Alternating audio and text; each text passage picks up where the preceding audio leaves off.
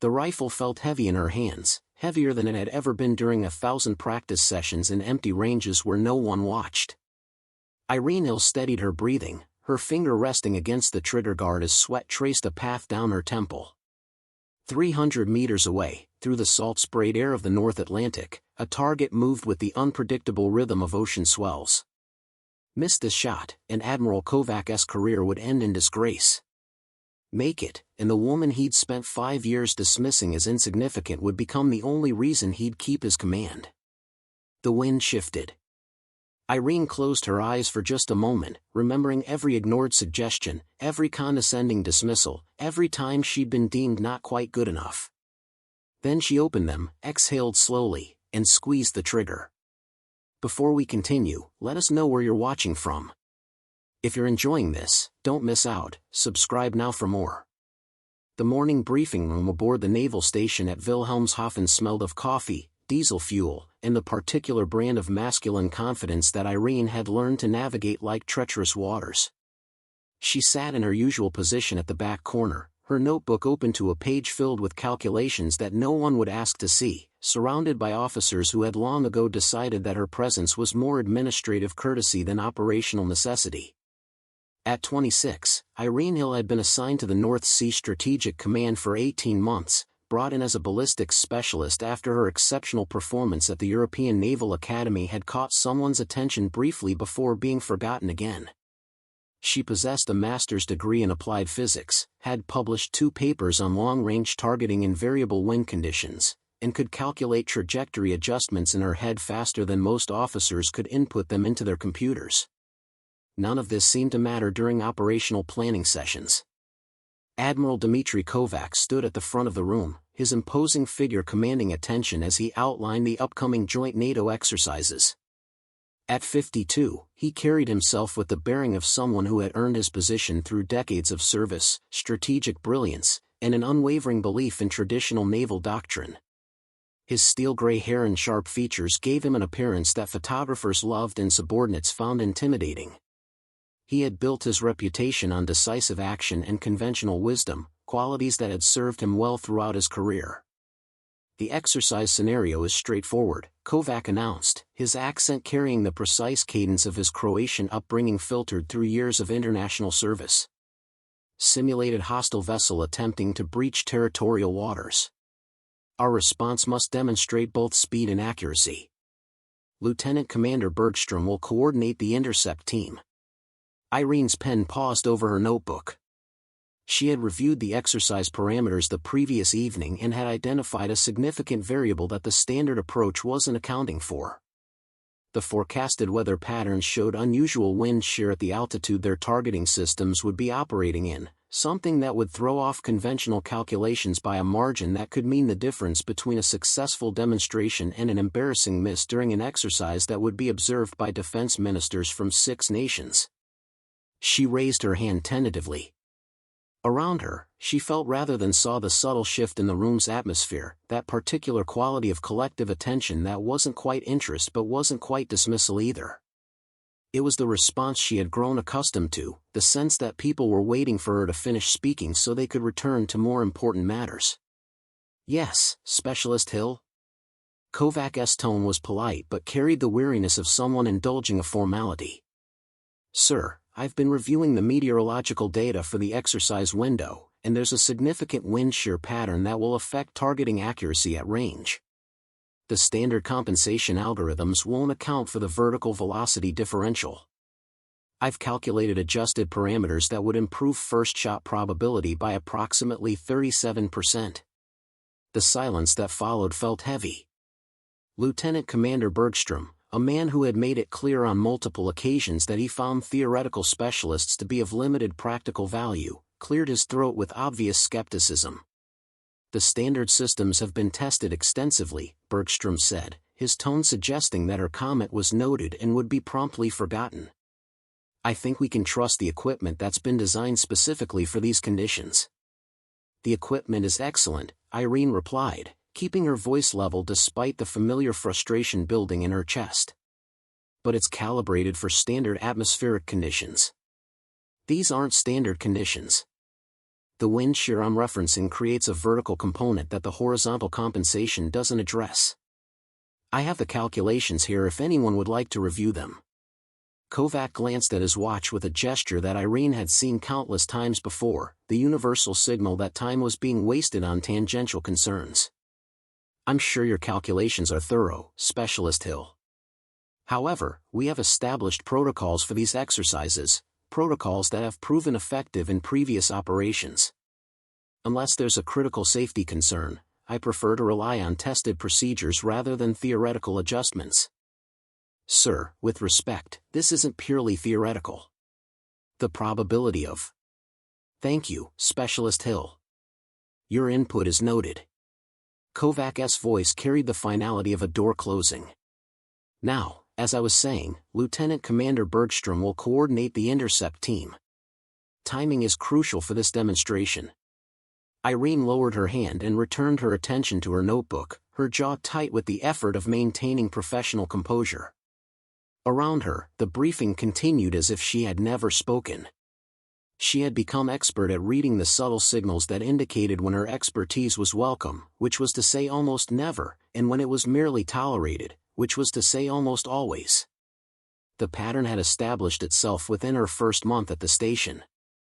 Her initial assignments had been straightforward: review targeting data, verify calculations, provide technical support for the weapons systems operators.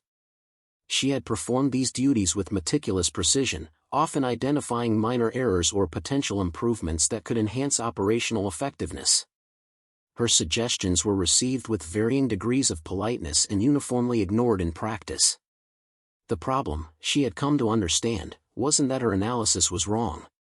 On the 3 occasions when her warnings about technical issues had been disregarded and subsequently proven correct, the response had been to quietly implement her recommendations without acknowledgement rather than to begin consulting her more seriously. The problem was that she didn't fit the profile of what expertise was supposed to look like in this environment. She was too young, too academic, too focused on theoretical precision in a culture that valued practical experience. She was also a woman in a predominantly male environment, though she had learned that pointing this out was the surest way to be dismissed as oversensitive. The official line was always that gender didn't matter, that competence was all that counted. The practical reality was that competence alone wasn't sufficient if it came packaged in a form that didn't match expectations. After the briefing dispersed, Irene gathered her materials and made her way to her office, a small workspace she shared with 2 other specialists who were rarely present. She pulled up the meteorological data on her computer and began running more detailed simulations, knowing that no one had asked for this analysis and that it would likely never be reviewed. But she couldn't help herself. The problem existed whether anyone acknowledged it or not, and solving problems was what she did. The wind shear pattern was more pronounced than she had initially calculated. During the precise window when the exercise was scheduled, conditions would create a targeting environment that was genuinely challenging, perhaps the most challenging that this particular weapon system had been tested under. The standard protocols would result in a miss, she was almost certain of it. And a miss during a demonstration exercise, with international observers present, would be more than embarrassing. It would be a diplomatic incident, a failure that would reflect on Admiral Kovač's command and potentially damage the reputation of the entire naval strategic program.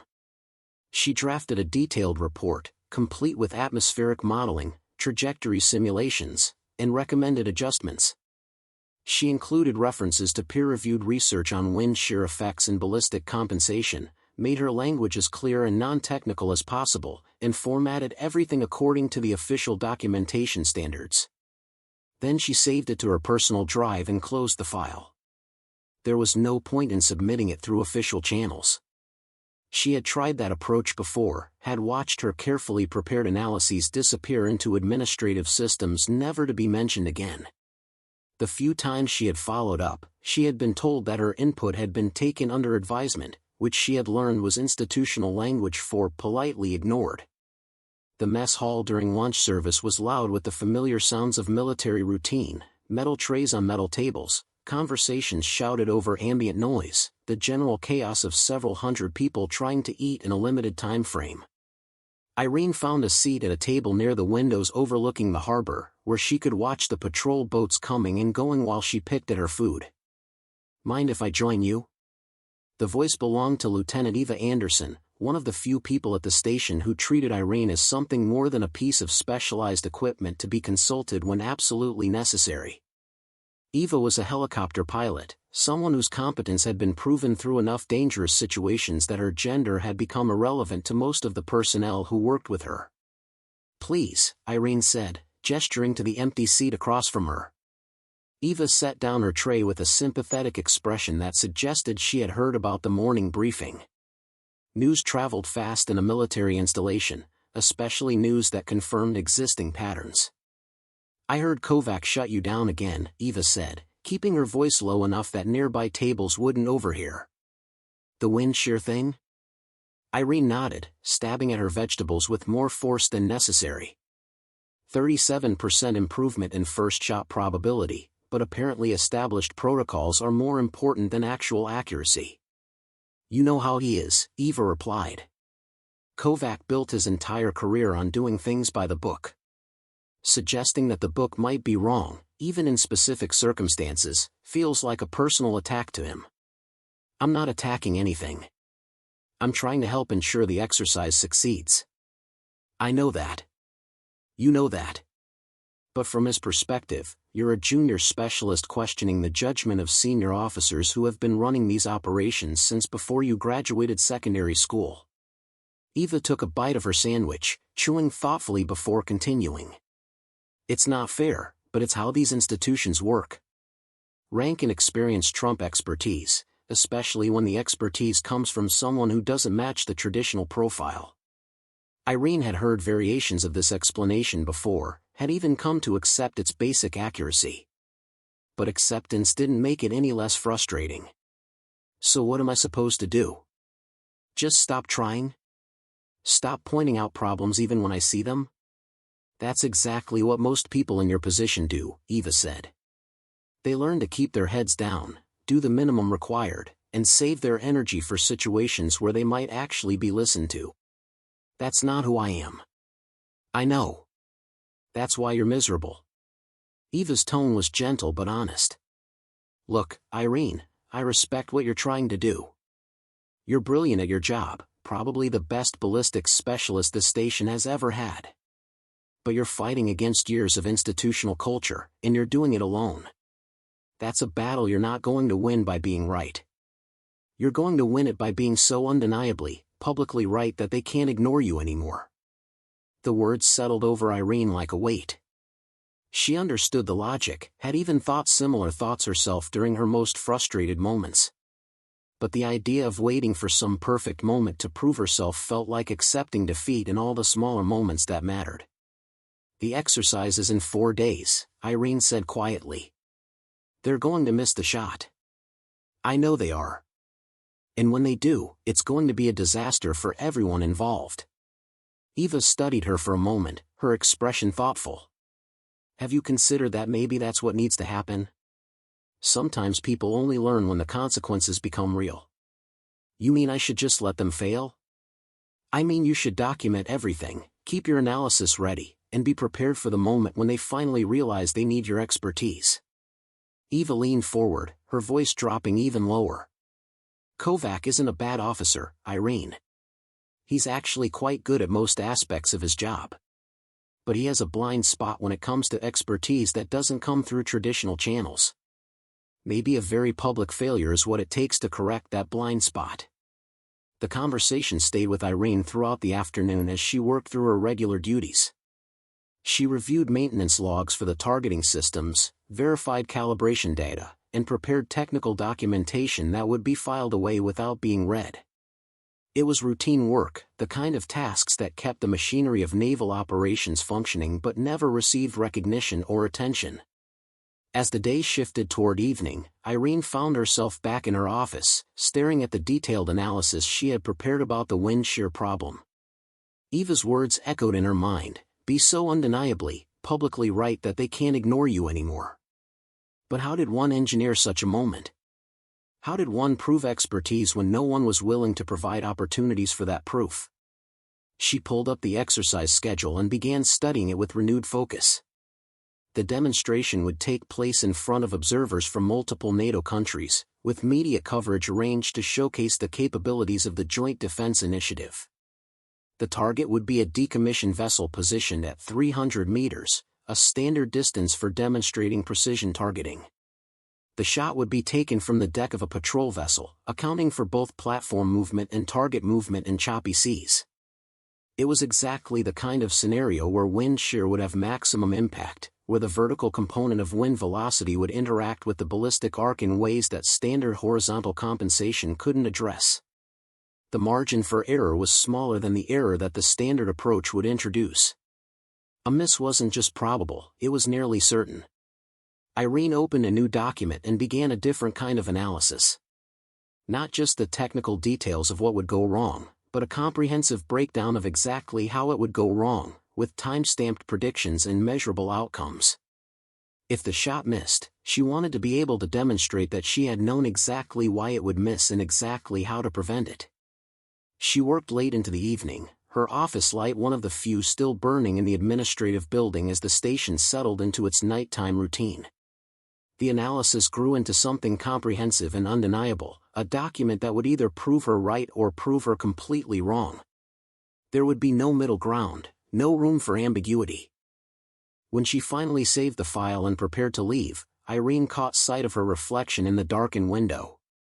She looked tired, frustrated, and perhaps a bit obsessive. But she also looked determined. Eva was right about one thing: being right in private hadn't gotten her anywhere. Maybe it was time to be right in a way that couldn't be ignored. The next 3 days passed with surreal normalcy. The exercise preparations continued according to established protocols. Lieutenant Commander Bergstrom ran his team through standard procedures. Admiral Kovač reviewed the diplomatic arrangements and media coverage. The meteorological forecasts continued to show the unusual wind patterns that would create the targeting challenge Irene had identified, but no one seemed concerned. Irene continued her regular duties while privately running additional simulations. Each new analysis confirmed her original conclusions. The shot would miss, probably by a margin of 2 to 3 meters, which in a precision demonstration would be catastrophic. She documented everything, time-stamped every prediction, and prepared for a moment that might never come.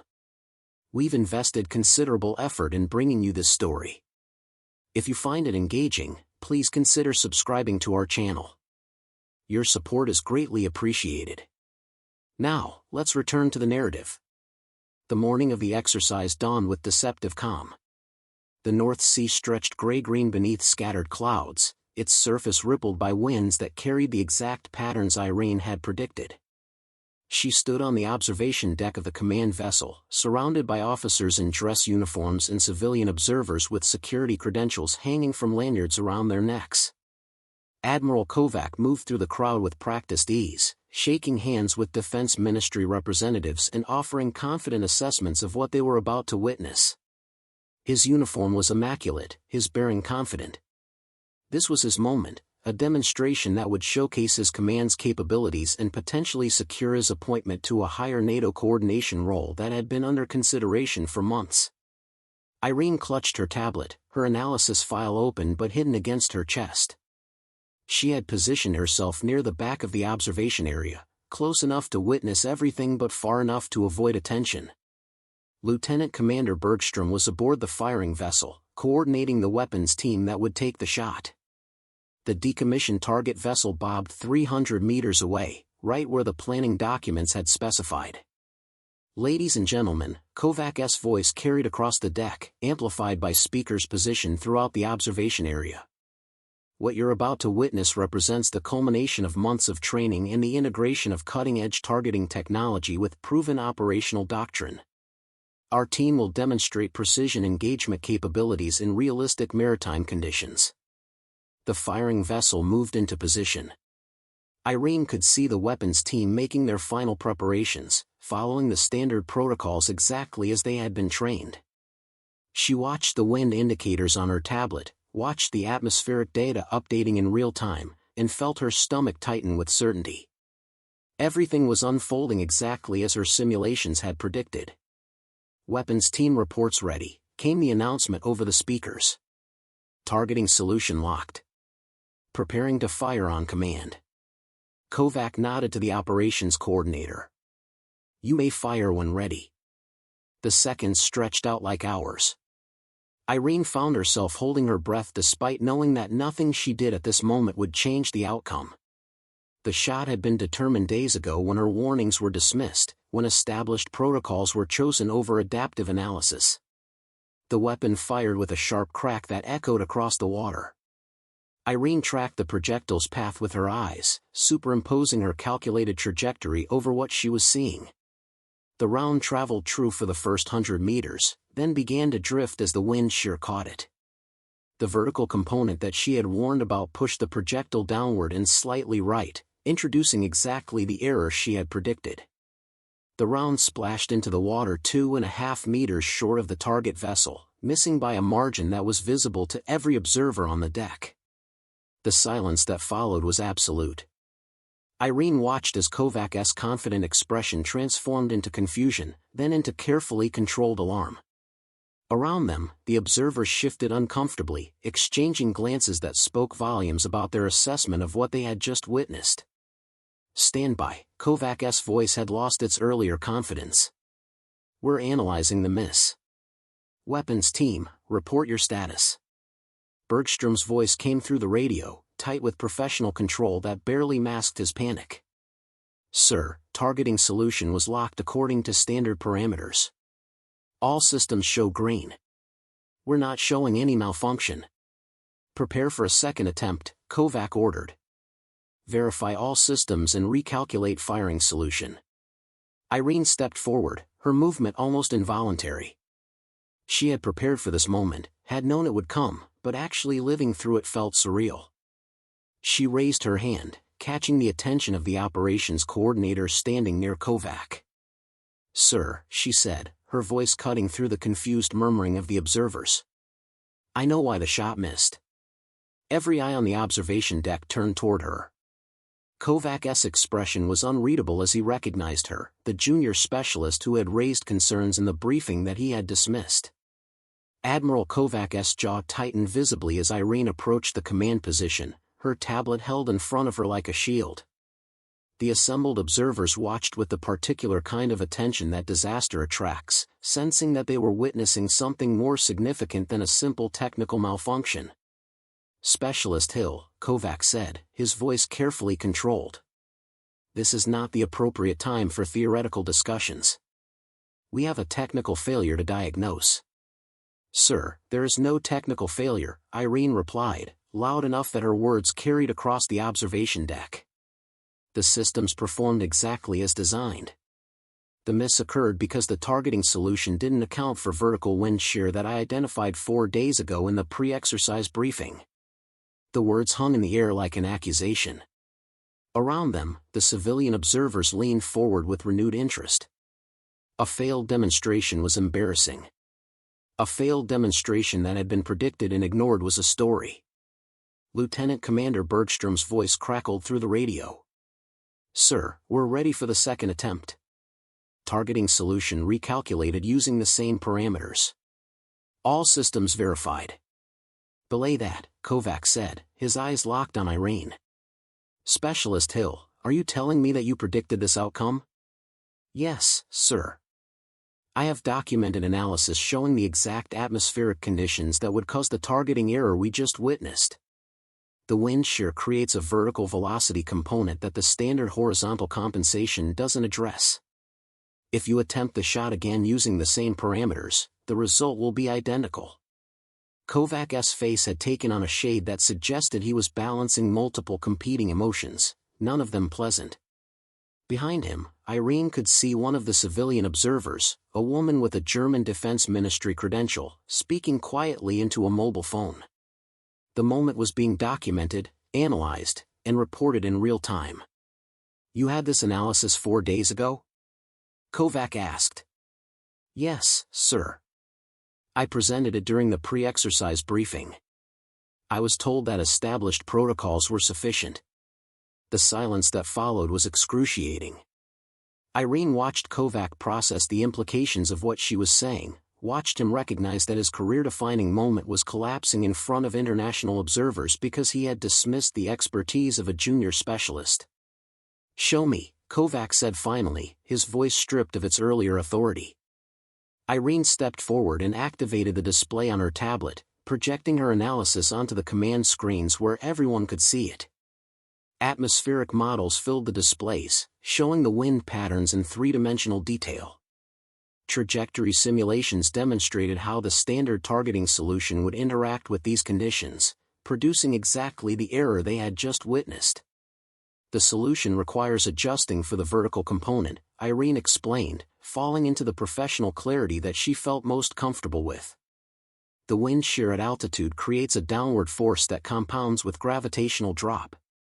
The standard algorithms compensate for horizontal drift but treat vertical as a constant gravitational calculation.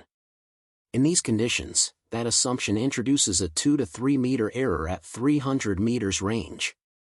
One of the NATO observers, a Danish officer with sharp eyes and attentive posture, spoke up. "Young lady, can you correct the targeting solution in real time?" Irene turned to face him. "Yes, sir. I have the adjusted parameters ready. I can upload them to the weapons system within 3 minutes." Kovač stood frozen, his face reflecting a man watching his career balance on a knife's edge. If he rejected her solution and attempted another shot using standard parameters, he would fail again in front of everyone. If he accepted her solution and it worked, he would be admitting that he should have listened to her days ago. If he accepted her solution and it failed, he would have compounded his error by trusting in proven modifications in a crisis situation. "Admiral," the German observer said, her tone carrying the weight of diplomatic patience wearing thin. "We came here to witness a demonstration of precision capabilities. What we have witnessed instead is an interesting lesson in organizational dynamics. Perhaps we should see if Specialist Hill's analysis is as accurate as her prediction was." The statement wasn't quite an order, but it carried the force of one. Kovač recognized that he had run out of options. His hand moved to the radio control. "Lieutenant Commander Bergstrom," he said. "Stand by for updated targeting parameters. Specialist Hill will be transmitting adjusted calculations to your weapons system." "Sir?" Bergstrom's confusion was evident even through the radio static. "You heard me, Lieutenant Commander. Accept the updated parameters and prepare for another attempt." Irene's hands moved across her tablet with practiced efficiency, uploading the calculations she had prepared days ago. The adjusted parameters flowed into the weapons system, overriding the standard algorithms with her custom compensations. The 3 minutes it took to upload and verify the targeting adjustments felt like 3 hours. Irene stood at the command console, watching data streams flow across the screens while every person on the observation deck watched her. The pressure was extraordinary, and she felt it in every tense muscle of her shoulders, every rapid beat of her heart. Lieutenant Commander Bergstrom's voice came through the radio, skepticism barely concealed beneath professional courtesy. "Updated parameters received and loaded. Weapons team is ready to fire on your command, sir." Admiral Kovač stood beside Irene, his posture rigid with the tension of a man who recognized that his career now depended entirely on the competence of the specialist he had spent months dismissing. The irony wasn't lost on anyone present, least of all Kovač himself. "One question, Specialist Hill," Kovač said quietly, his voice audible only to her. "How certain are you of these calculations?" Irene met his eyes directly. "As certain as I was about the prediction that brought us to this moment, sir." Kovač nodded slowly, then raised his voice to address the observation deck. "Ladies and gentlemen, we are attempting the demonstration again using adjusted targeting parameters that account for atmospheric conditions specific to today's environment. This represents adaptive operational doctrine, the ability to modify standard procedures when circumstances require it." Irene recognized the speech for what it was, damage control, an attempt to frame the situation as intentional flexibility rather than corrected failure. She didn't care about the narrative. She cared about the shot. "Weapons team," Kovač spoke into the radio. You are cleared to fire when ready. The seconds before the shot felt suspended in time. Irene's eyes moved between her tablet's atmospheric display and the target vessel bobbing in the gray-green water. The wind patterns were holding exactly as her models predicted. The adjustments she had made compensated for the vertical shear with precision calculated down to the centimeter. The math was correct. She knew the math was correct. The weapon fired. Irene tracked the projectile's path with eyes that had studied thousands of trajectory simulations. The round traveled true through the first 100 meters, then encountered the wind shear that had doomed the previous attempt. But this time, the targeting solution had anticipated the force. The vertical compensation held the projectile on course, fighting against the downward push that would have caused another miss. The round struck the target vessel dead center with a metallic impact that echoed across the water like a bell. The observation deck erupted. Not with celebration exactly, but with a release of tension that had been building throughout the failed attempt and subsequent confrontation. The civilian observers nodded to each other with expressions that suggested they had just witnessed something worth reporting. The NATO officers conferred in low voices, their body language indicating assessment rather than judgment. Kovač's shoulders dropped with visible relief. He turned to Irene, his expression complex, gratitude mixed with embarrassment, respect fighting against wounded pride. "Well done, Specialist Hill." "Thank you, sir," Irene replied, her voice steady despite the adrenaline still flooding her system. The Danish NATO observer approached them, his weathered face thoughtful. "Admiral Kovač, that was an impressive recovery. More importantly, it was an impressive demonstration of how expert analysis can enhance operational effectiveness. I'd like to speak with Specialist Hill about her atmospheric modeling techniques. We may have applications for similar methodology in our own operations." Before Kovač could respond, the German Defense Ministry observer joined them. "I concur. What we witnessed today was valuable, though perhaps not in the way you originally intended, Admiral. The ability to recognize and incorporate expert analysis in real time is arguably more important than perfect execution of standard procedures." Irene watched Kovač navigate the diplomatic conversation, watched him transform a near disaster into a demonstration of adaptive leadership. She felt no particular satisfaction in his discomfort, but she also felt no sympathy. He had created this situation by dismissing expertise that didn't match his expectations. The consequences were his to manage. The observation deck cleared slowly as the demonstration concluded and the assembled dignitaries departed for their scheduled briefings and reports. Irene remained at the command console, backing up her data and preparing the formal documentation that would be required. She was aware of Admiral Kovač standing nearby, waiting as the crowd thinned. The conversation that was coming felt inevitable. When the last of the observers had departed, Kovač approached her position. His expression had shifted from the carefully controlled diplomatic face he had worn for the visitors to something more genuine and considerably less comfortable. "Specialist Hill," he began, then paused as if uncertain how to continue. "That was remarkable work. Your analysis was precise, your calculations were accurate, and your execution under pressure was exemplary." "Thank you, sir," Irene replied, keeping her tone professionally neutral.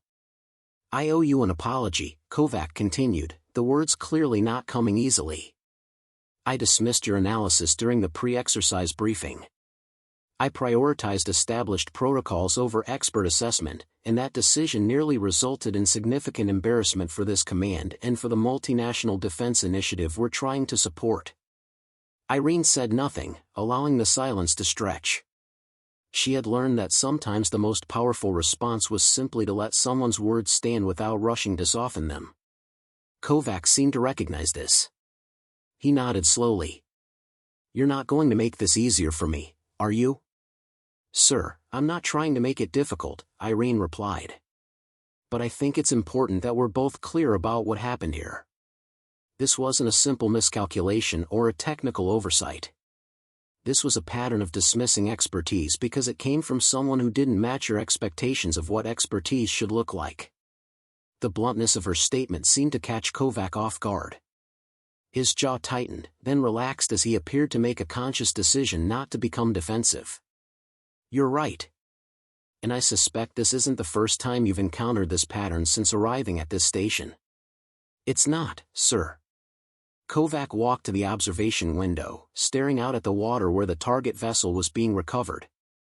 "I built my career on following proven procedures, on trusting systems and protocols that have been tested through decades of operational experience. That approach has served me well. But it's also created a blind spot. I've been so focused on what's proven that I've failed to recognize when circumstances require something different." "The protocols aren't wrong, sir," Irene said. "They're just incomplete. They work for standard conditions because they were developed from standard conditions. But warfare doesn't occur under standard conditions. Real operations require the ability to adapt, to recognize when the textbook solution needs adjustment. And you've been trying to tell me that for 18 months. I've been trying to help, sir. That's all I've ever been trying to do." Kovač turned back to face her. "The NATO observers want to speak with you about your atmospheric modeling techniques. The German ministry representative specifically requested that you be included in the technical briefing tomorrow. How would you feel about presenting your methodology to a broader audience?" Irene felt something shift in her chest, a sensation that took her a moment to identify as hope. "I would welcome that opportunity, sir." "Good. Because I'm also recommending you for advancement to the strategic analysis team. Your skills are wasted in routine technical support. I want you working on operational planning where your expertise can inform our doctrine rather than being ignored by it." The offer was substantial, representing exactly the kind of recognition that Irene had been working toward. But she also recognized it for what it was, an attempt by Kovač to correct his error, to transform a near disaster into a discovery of hidden talent within his command. "Thank you, sir. I appreciate the opportunity." "Don't thank me yet," Kovač said with a slight smile that seemed to acknowledge the absurdity of the situation.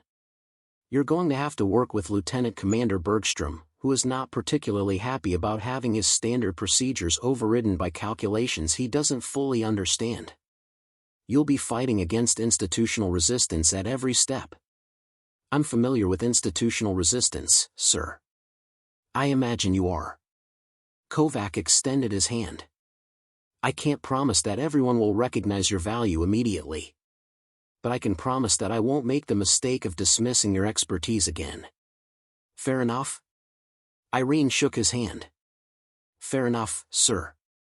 The technical briefing room the following morning held an energy that Irene had never experienced in her 18 months at the station.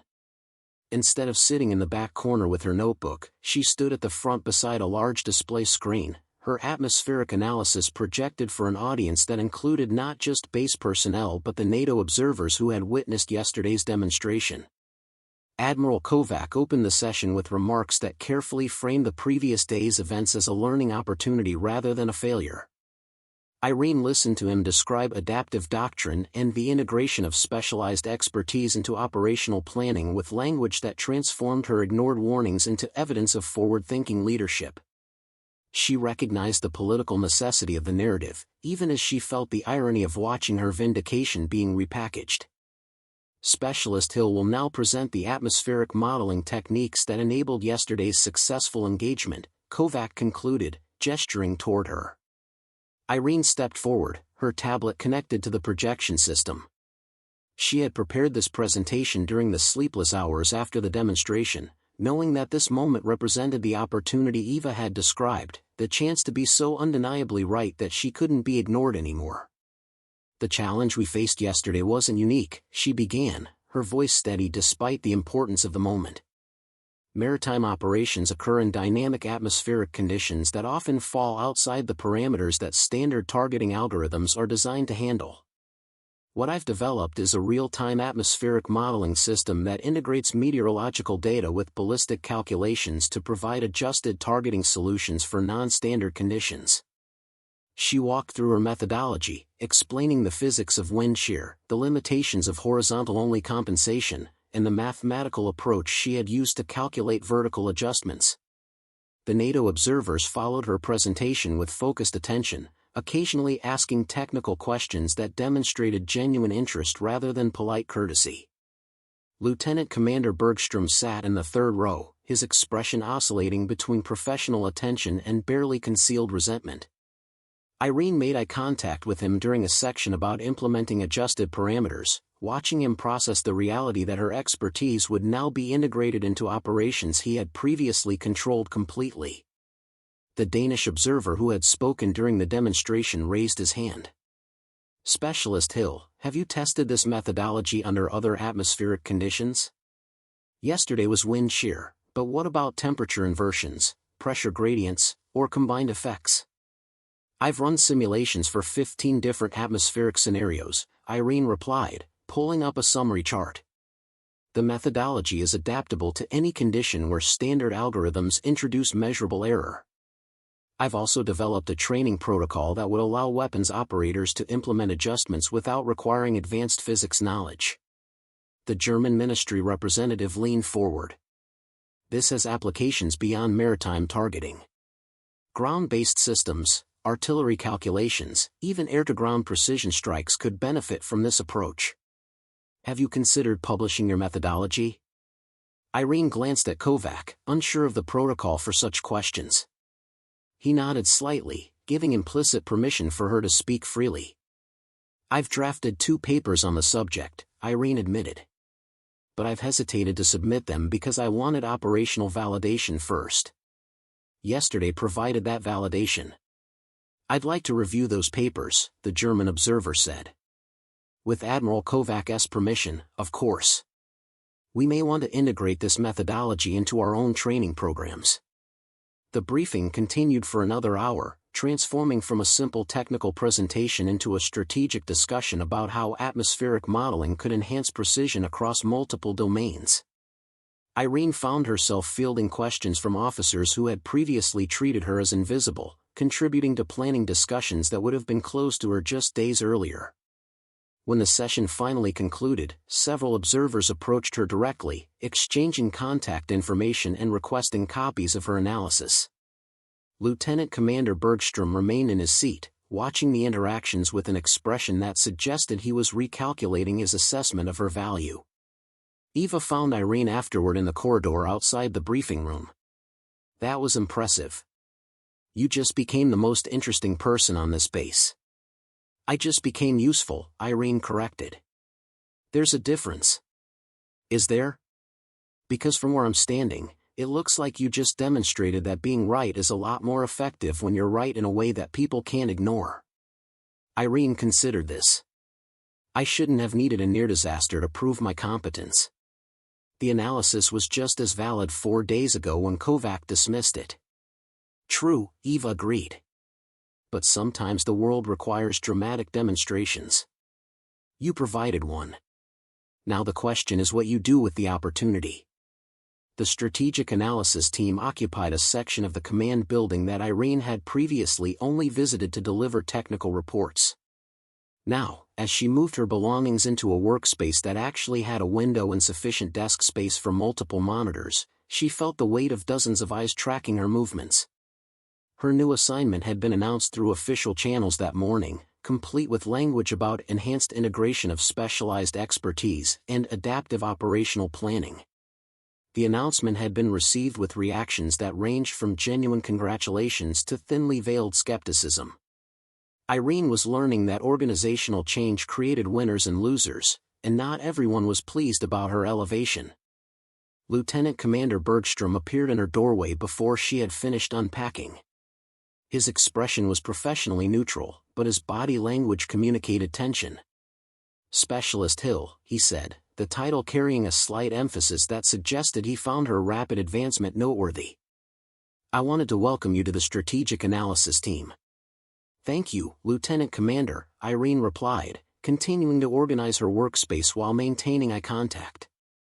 I'm looking forward to contributing to operational planning. About that, Bergstrom said, stepping into her office and closing the door behind him. I think we should establish some clear parameters about how your expertise integrates with existing operational protocols. We can't have every standard procedure being questioned because atmospheric conditions aren't perfectly nominal. Irene set down the box she was unpacking and gave Bergstrom her full attention. "I'm not here to question standard procedures, sir. I'm here to identify conditions when those procedures need adjustment. There's a significant difference." "Is there?" "Because from my perspective, what happened yesterday was a specialist with 18 months of experience overriding protocols that have been developed and tested over decades. That sets a dangerous precedent.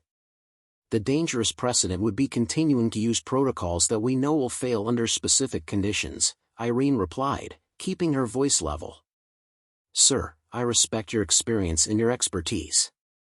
But expertise means recognizing the limits of standard approaches, not defending them regardless of circumstances." Bergstrom's jaw tightened. "You're very confident for someone who got lucky once." "It wasn't luck, sir. It was analysis, preparation, and accurate prediction. The same analysis I tried to provide 4 days before the demonstration when it could have been integrated smoothly rather than implemented in crisis." "And there it is," Bergstrom said, his professional courtesy slipping. "You think you were right and everyone else was wrong. You think one successful shot makes you more qualified than officers with 20 years of operational experience." Irene took a breath, recognizing that this conversation was about more than protocols and procedures. This was about Bergstrom's identity as an expert being threatened by someone who didn't fit his model of what expertise looked like. "Sir, I don't think I'm more qualified than you in most operational areas. You have experience and knowledge that I don't possess and probably never will. But in atmospheric effects on ballistic calculations, I do have specialized expertise. That's not arrogance. That's just accurate assessment of different skill sets. The problem, Specialist Hill, is that your specialized expertise made me look incompetent in front of international observers. Do you understand that? My reputation, which I've built over 2 decades of service, was damaged because you were so eager to prove how smart you are." The accusation stung because it contained a grain of truth that Irene hadn't fully considered.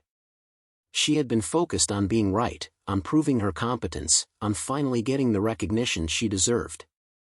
She hadn't thought carefully about how that vindication would affect the people whose judgment had been publicly questioned.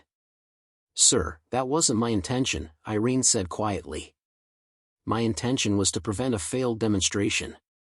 The fact that it required contradicting your targeting solution was a consequence of the situation, not my goal." "Intent doesn't matter," Bergstrom replied. "Impact matters. And the impact is that you're now being held up as the brilliant specialist who saved the day while I'm the incompetent officer who couldn't make a standard shot work. That's not how Admiral Kovač presented it. Kovač is doing damage control. But the observers know what happened. The base personnel know what happened. And now I have to work alongside someone whose very presence reminds everyone that I was wrong when it mattered most." Irene understood then that this wasn't a problem she could solve with logic or technical expertise. Bergstrom's resentment was rooted in wounded pride and threatened status, emotions that wouldn't respond to reasonable arguments about atmospheric modeling or operational effectiveness. "Lieutenant Commander," she said carefully, "I need to work with you effectively. Tell me what that looks like from your perspective. How do we move forward in a way that allows both of us to do our jobs?"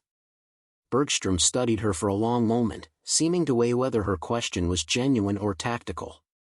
"Stay in your lane, specialist. Provide your atmospheric analysis when requested, but don't assume that your calculations override operational judgment. And for God's sake, don't go around acting like you're the smartest person in every room."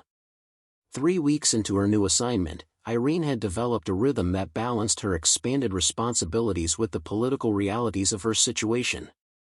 She attended operational planning sessions where her input was now solicited rather than tolerated. She provided atmospheric analysis for upcoming exercises, carefully framing her recommendations as enhancements to standard procedures rather than corrections of flawed approaches. She learned to navigate the complex dynamics of an organization that had been forced to acknowledge her expertise but hadn't fully accepted the implications. The morning briefing that would change everything again started routinely enough. Admiral Kovač outlined an upcoming joint exercise with French and British naval forces, a complex scenario involving coordinated strikes against simulated hostile positions. The planning had been underway for months, with detailed protocols established for each phase of the operation. Irene listened while reviewing meteorological forecasts for the exercise window, her attention divided between Kovač's presentation and the atmospheric data scrolling across her tablet. Something about the wind patterns caught her attention, a configuration that looked familiar from her research but unusual for this region and season. She pulled up historical weather data, comparing the forecasted patterns with previous occurrences. The similarity was striking and concerning. This particular atmospheric configuration had appeared 3 times in the last decade, and each time it had created conditions that significantly degraded precision targeting across multiple platforms. Questions or comments? Kovač asked as he concluded his overview of the exercise timeline. Irene raised her hand, aware of Bergstrom's immediate attention from across the briefing room. Sir, I have concerns about the meteorological conditions forecasted for the exercise window. The atmospheric configuration shows characteristics that could affect targeting across all platforms, not just maritime systems. Kovač's expression suggested he was remembering their previous exchange about wind shear, calculating whether to engage with her concern or dismiss it. Explain. Irene projected her analysis onto the main display. This atmospheric pattern has occurred 3 times in the past decade. Each occurrence created widespread targeting degradation because the conditions affect different altitudes differently, creating complex compensation requirements. If we run this exercise under these conditions using standard protocols, we're likely to see systemic accuracy problems across all participating forces. The room's attention shifted to her display, officers leaning forward to examine the data she was presenting. The French liaison officer, Commander Rousseau, spoke up in accented but precise English. Specialist Hill, are you suggesting we should reschedule the exercise? The diplomatic and logistical arrangements are already in place. I'm suggesting we should modify our approach, sir, Irene replied. The exercise can proceed as planned, but we need to implement atmospheric compensation across all targeting systems. I've developed protocols that can be adapted for different platforms, ships, aircraft, ground-based systems. If we distribute these adjustments to all participating forces, we can conduct the exercise successfully under these challenging conditions. Bergstrom cleared his throat. Specialist Hill, with respect, you're talking about modifying established procedures across 3 different national militaries. The complexity of implementing their theoretical adjustments across diverse systems would be enormous. The risk of introducing errors through unfamiliar modifications could be greater than the atmospheric effects you're worried about. It was a reasonable objection, presented in professional language, but Irene recognized the underlying message: stay in your lane, don't assume your calculations override operational judgment. Lieutenant Commander Bergstrom makes a valid point about implementation complexity, Irene acknowledged, making eye contact with him to signal that she had heard his earlier warning. However, the atmospheric effects I'm describing aren't theoretical. They're documented from previous occurrences. And the adjustments I'm proposing are scalable and adaptable. I'm not suggesting we replace standard procedures, just that we enhance them for these specific conditions. Commander Rousseau studied the data on the display with the focused attention of someone genuinely evaluating the technical merits. The French forces have experienced targeting difficulties under similar conditions. We attributed it to equipment calibration issues. You're suggesting it was atmospheric? Yes, sir. The pattern creates vertical wind shear at multiple altitudes, essentially stacking atmospheric effects that standard algorithms can't compensate for individually. The result is cumulative error that appears random but is actually systematic. The British observer, a captain named Morrison, leaned back in his chair. If what you're describing is accurate, this represents a significant gap in our collective doctrine. But Bergstrom's concern about implementation is valid. How do we verify your approach works across different systems without risking the exercise itself? Irene had anticipated this question. We could run preliminary tests using simulation data from each participating force. I can provide the atmospheric parameters, and each force can test their targeting solutions against those conditions. If the simulation shows systematic error using standard approaches and improved accuracy using adjusted protocols, we'll have verification before the actual exercise. Kovač tapped his fingers on the briefing table, a gesture Irene had learned indicated he was weighing competing priorities. The exercise is 17 days away. You're proposing that we coordinate atmospheric testing across 3 national militaries, develop and distribute compensation protocols, and implement them across diverse weapons platforms. That's an ambitious timeline. Yes, sir. But the alternative is conducting an exercise that may demonstrate our inability to coordinate accurate strikes under challenging conditions. In front of the same NATO observers who watched our last demonstration. The next 2 weeks tested every skill Irene had developed in her military career and several she had to invent on the spot. Coordinating atmospheric analysis across 3 different national militaries required navigating not just technical challenges but diplomatic sensitivities, language barriers, and competing organizational cultures that approached problems from fundamentally different perspectives. The French forces were enthusiastically receptive to her analysis, particularly after their own meteorological specialists confirmed the atmospheric patterns she had identified. Commander Rousseau became an unexpected ally, helping translate her technical explanations into terms that resonated with French operational doctrine. The British forces were more cautious, wanting extensive validation before implementing unfamiliar procedures, but their methodical approach actually helped strengthen Irene's protocols by identifying edge cases she hadn't fully considered. The challenge came from within her own command. Lieutenant Commander Bergstrom had been assigned to coordinate implementation across the participating forces, a role that required him to work directly with Irene on a daily basis. Their interactions maintained professional courtesy while carrying undercurrents of unresolved tension. The British are requesting additional simulation runs, Bergstrom informed her during one of their coordination meetings. They want to test your protocols against historical exercise data to verify accuracy improvements. That's reasonable, Irene replied, pulling up the relevant data sets. I can provide the atmospheric parameters for 6 previous exercises. That should give them sufficient validation data. Bergstrom watched her work for a moment before speaking again. You're good at this, Hill. The coordination, the adaptation to different operational cultures. I didn't expect that. Irene looked up from her tablet, surprised by the almost compliment. Thank you, sir. I'm still not convinced this entire effort is necessary, Bergstrom continued. But I'm beginning to understand why Kovač moved you into strategic analysis. You think systematically about problems that most specialists treat as isolated technical issues. It was the closest thing to acknowledgement that Irene had received from Bergstrom since her reassignment. She recognized it as a small opening in the wall of resentment that had characterized their relationship. Sir, I know my advancement created difficulty for you. That wasn't my goal, but I understand it was the effect. I'd like to find a way to work together that doesn't require you to constantly defend your expertise against mine. Bergstrom leaned back in his chair, his expression thoughtful.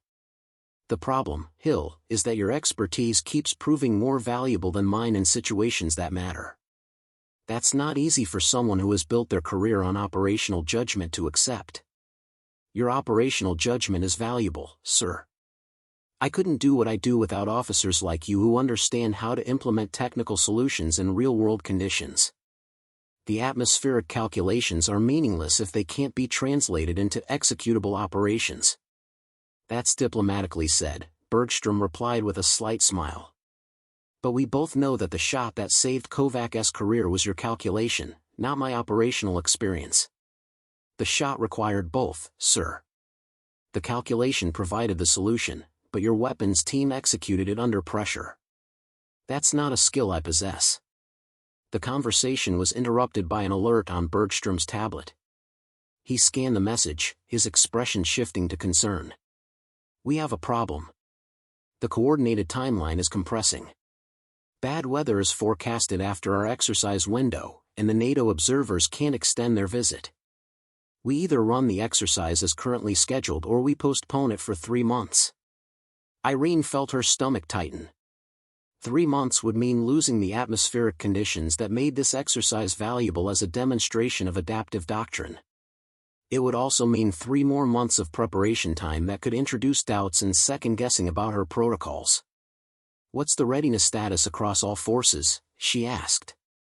Bergstrom consulted his coordination logs. "French forces are ready to implement your protocols. British forces need 48 more hours of validation testing. Our own forces are ready, but I'd prefer another week of practice with the adjusted procedures. If we compress the timeline, what's possible? The British can accelerate their testing if we provide additional simulation support. Our forces can train adequately in the remaining time if we prioritize the atmospheric adjustment drills over other preparation. But it's going to be tight, Hill. Very tight." Irene pulled up the exercise schedule and began recalculating preparation sequences. If they restructured the training priorities, focused resources on the critical atmospheric compensation elements, and accepted slightly less polish in non-essential areas, they could be ready. "Barely. We can do this, sir," she said, projecting her revised timeline. "But it requires everyone accepting that we're prioritizing atmospheric adaptation over perfecting standard procedures." Bergstrom studied her timeline with the careful attention of someone who understood that careers were made or broken on decisions like this. "If we fail, Kovač's career is finished. And yours probably is too. If we don't try, we've already failed, sir. We'll have demonstrated that we can't adapt to challenging conditions even when we know they're coming." "Admiral Kovač needs to make this decision," Bergstrom said finally. "But I'll support your recommendation if that's what you're asking." Irene met his eyes, recognizing the significance of what he was offering. "That's what I'm asking, sir." The morning of the joint exercise arrived with the atmospheric conditions that Irene had predicted weeks earlier. The North Sea stretched beneath a sky that looked deceptively ordinary, but her instruments showed the complex layering of wind patterns that would challenge every targeting system in the exercise. 3 naval vessels moved into position, one from each participating nation, while aircraft from multiple air forces coordinated their approach vectors. On the observation deck, the same NATO representatives who had witnessed the previous demonstration gathered with additional officials whose presence indicated the significance of this moment. Admiral Kovač's career hung in the balance again, but this time the stakes were higher. This wasn't just about one shot from one weapons system. This was about coordinating precision strikes across an entire joint task force. Irene stood at the coordination station, her display showing real-time atmospheric data feeding to all participating forces. Beside her, Lieutenant Commander Bergstrom managed the operational timeline, his voice calm and professional as he synchronized the complex sequence of engagements that would demonstrate the adapted targeting protocols. "All forces report ready," Bergstrom announced. "Atmospheric compensation protocols loaded and verified across all platforms."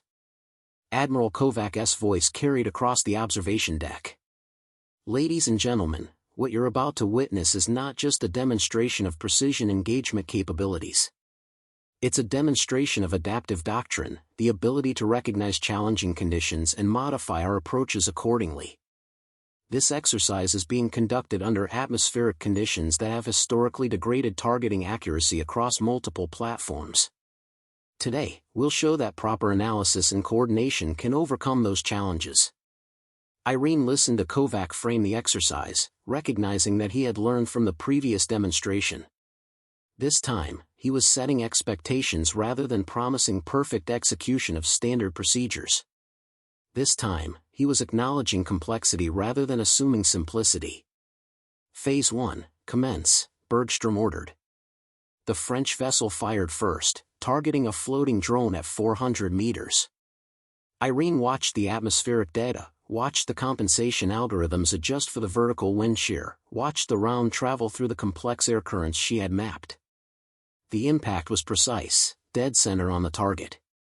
The British aircraft followed, engaging a simulated ground position from high altitude.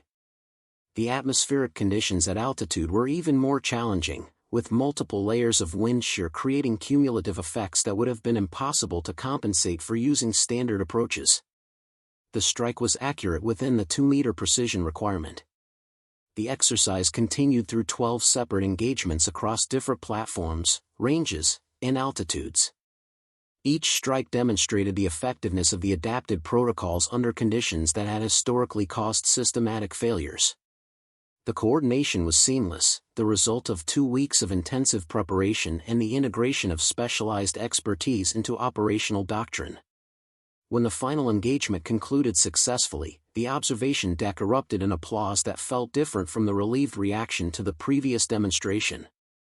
This wasn't just appreciation for avoiding disaster. This was recognition of genuine achievement, of a capability that had been developed rather than discovered in crisis. Commander Rousseau approached Irene with a broad smile. Specialist Hill, the French Ministry of Defense would like to discuss implementing your protocols across our naval forces.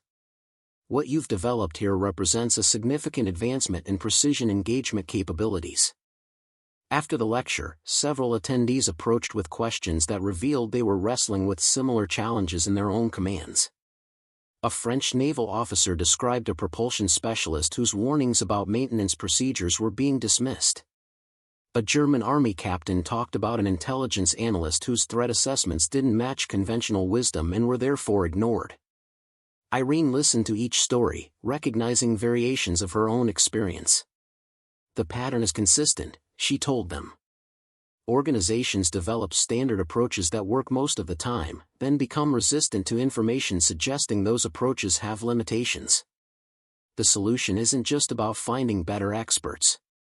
It's about building systems that can incorporate expertise even when it's uncomfortable or inconvenient. As the group dispersed, Irene noticed Admiral Kovač observing from the back of the classroom. He approached with the purposeful stride of someone who had a specific reason for being there. Officer Hill, he said, the new title still sounding slightly strange to both of them. Effective lecture. Though I noticed you were considerably more diplomatic about my initial dismissal of your expertise than I probably deserve. The lecture was about systems and processes, sir, not individual failures. You've worked to change those systems since the demonstration. That matters more than assigning blame for past mistakes. Kovač nodded slowly. I've been asked to lead a NATO working group on adaptive doctrine integration. The charter is to identify systematic barriers to incorporating specialized expertise and develop recommendations for addressing them. I'd like you to serve as the technical lead for the initiative. The offer represented another significant opportunity, the kind of assignment that could define a career. But Irene had learned to ask clarifying questions before accepting responsibilities. Sir, what authority would this working group have? Are we developing recommendations that might be ignored, or are we creating implementable changes to doctrine and training? Direct implementation authority, Kovač replied. The events of the past year have convinced senior leadership that this isn't just about my command or even about our national forces. This is about how modern militaries integrate rapidly evolving technical expertise into operational cultures that value tradition and proven approaches. Your experience navigating that integration makes you uniquely qualified to help develop solutions. Irene considered the scope of what Kovač was describing. 6 months ago, she had been a dismissed specialist whose expertise was treated as theoretical inconvenience. Now she was being asked to help reshape how military organizations accessed and utilized specialized knowledge. The transformation felt surreal. I accept, sir. When do we begin? Immediately. The working group convenes next month in Brussels. Between now and then, I'd like you to document the lessons from your experience, not just the technical aspects, but the organizational dynamics that made your expertise difficult to access until crisis forced the issue. Be honest, Hill. This only works if we're willing to confront uncomfortable truths about how we operate. As Kovač departed, Irene returned to the classroom windows, looking out across the training center grounds where the next generation of naval officers conducted exercises and learned the doctrine that would shape their careers. Somewhere among them were probably specialists with expertise that would be crucial in future operations, people whose knowledge was currently being dismissed or underutilized because they didn't match expectations of what expertise should look like. Her phone buzzed with a message from Lieutenant Commander Bergstrom, who had become something approaching a mentor in the months since the joint exercise. "So you're joining Kovac's working group. Good. Someone needs to make sure he doesn't take all the credit for discovering the importance of listening to experts." B. Irene smiled at the message, recognizing the dry humor that had replaced Bergstrom's initial resentment. Their relationship had evolved into something productive, built on mutual respect that acknowledged both technical expertise and operational experience as essential components of effective military capability. She drafted her response: "I'll make sure the working group understands that successful implementation requires operational leaders willing to adapt. Credit where it's due." H. The sun was setting over the training center as Irene gathered her materials. Tomorrow would bring new challenges, new opportunities to prove that expertise combined with persistence could change not just individual careers but institutional cultures.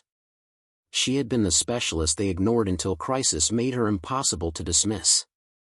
Now she would work to ensure that the next person with crucial expertise wouldn't need a disaster to be heard. The journey from invisible to indispensable had taught her that size, gender, age, and traditional credentials mattered less than the willingness to prepare thoroughly, speak honestly, and prove value through undeniable results. But it had also taught her that individual achievement wasn't enough.